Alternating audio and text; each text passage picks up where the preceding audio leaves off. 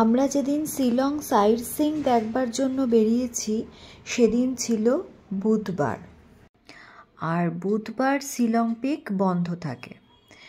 সে কারণে আশেপাশে যেগুলো দেখার ছিল সেগুলো কভার করে আমরা আবার হোটেলে ফিরে যাই। তারপর দিন আবার শিলং পিক দেখার উদ্দেশ্যে বেরিয়েছি। এইটা হচ্ছে শিলং পিক।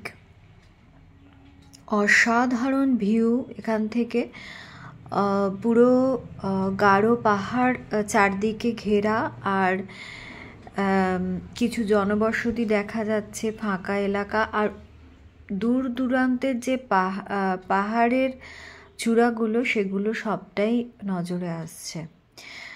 ভীষণ ভীষণ সুন্দর। আর শিলং পিকে মিলিটারি ক্যাম্প আছে, এখানে শুধুমাত্র ভারতীয়দেরই হয়তো ঢুকতে দেওয়া হয়, সে কারণে আধার কার্ড এখানে চেক করে তবেই ঢোকার পারমিশন পাওয়া যায়।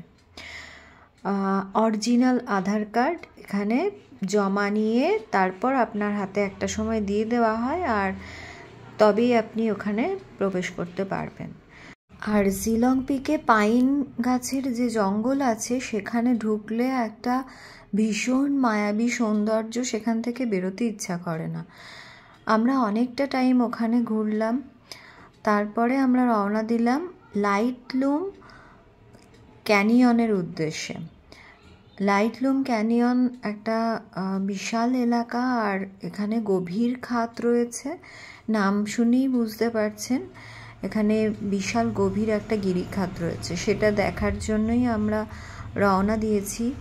পথে চলতে চলতে আমরা মেঘালয় মালভূমির ভূপ্রাকৃতিক সৌন্দর্য দেখতে দেখতে এগিয়ে চলেছি। আর যে পাহাড়ের ওপর দিয়ে এগিয়ে যাচ্ছি সেই পাহাড়ের নাম হচ্ছে খাসি বা খাসিয়া।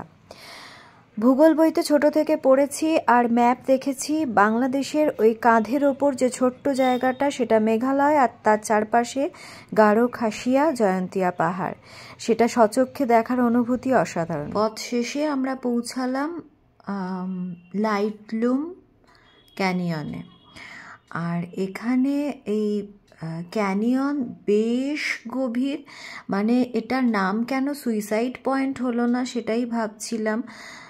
যে সিমলায় যে কলপাতে যে রোগী গ্রামে সুইসাইড পয়েন্ট আছে, এটা তার থেকে কোনো অংশে কম নয়। যদি কখনো যান বা যারা গিয়েছেন তারা জানেন, এত বেশি খাড়াই, এত বেশি গভীর।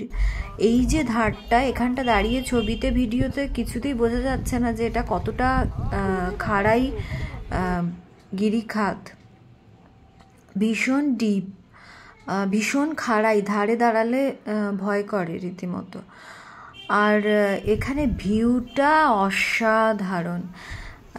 আবছা একটা মেঘের লেয়ার আছে নিচে। আসাম, শিলং, মেঘালয় শীতকাল বেশ সুইটেবল, সুন্দর ওয়েদার। শিলং মেঘালয় যদিও ঠান্ডাটা বেশ কনকনে, তবে গরমকালে তো এখানে বৃষ্টি হয় প্রচুর। বর্ষাকাল খুব সুন্দর, চারপাশ সবুজে ভরে যায়।